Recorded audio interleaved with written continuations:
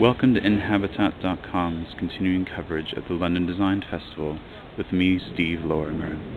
I went to the 100% East Design exhibition last weekend looking for up-and-coming designers, and John Hanna fitted the bill.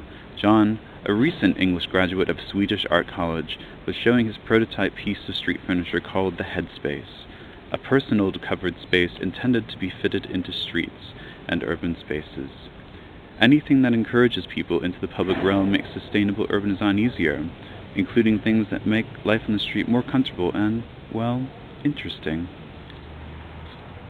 We're standing here in front of, it's called an offset cone on top of a slim wooden pole in front of us, almost like a half-eaten popsicle that we have, but you can stand it. But briefly, what is the Headspace and what is it made out of?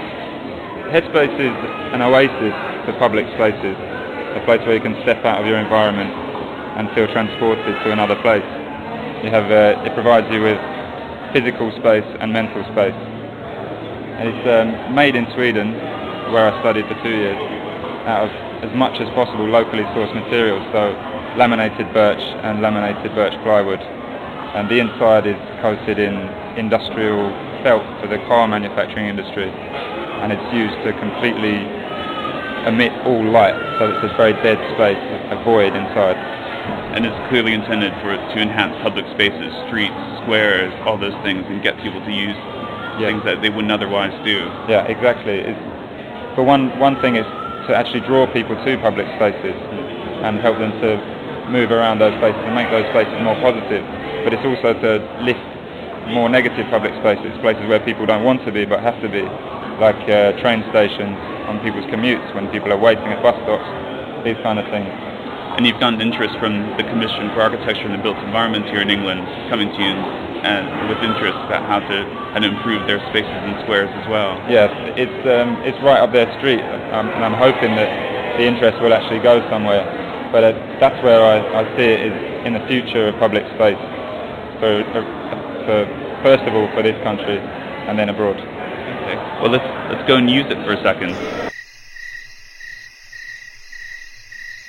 If I look straight up, I can't see any of the trade fair around me, and I can hear the soundtrack that's very light and ambient. And are you going to change that, or are you going to keep that individual for each one?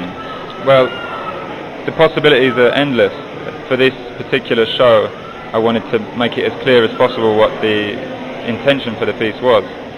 And so I've chosen to use nature sounds, babbling brooks and birds chirping, to transport you away from the city and away from the throng of people milling around here and making a noise.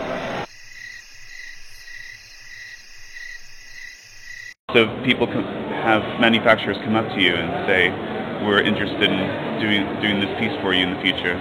I've had some interest from manufacturers, no pound signs yet, but hopefully that will come. And anything next for you beyond this piece? Well, one thing I'd like to do is show it abroad. I'd love to take it to Milan. I don't know if that's going to be possible, but I'm going to work towards that. And then I have a number of other objects that I want to prototype and get out there the next show. Okay, well, John, thank you very much. Thank you. Please go to Inhabitat.com. For now, I'm Steve Lorimer.